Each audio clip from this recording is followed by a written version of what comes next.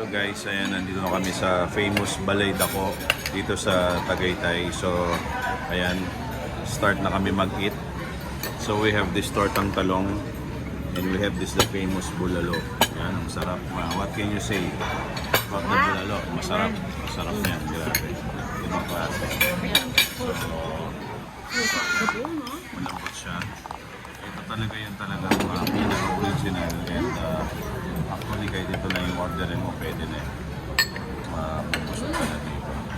Dito sa bulalo. Hindi pa mo sabaw. So yan ang dito.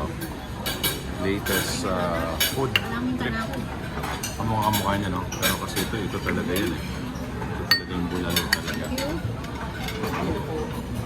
Nilirefill pa nila. So yan, nilirefill na yung bulalo.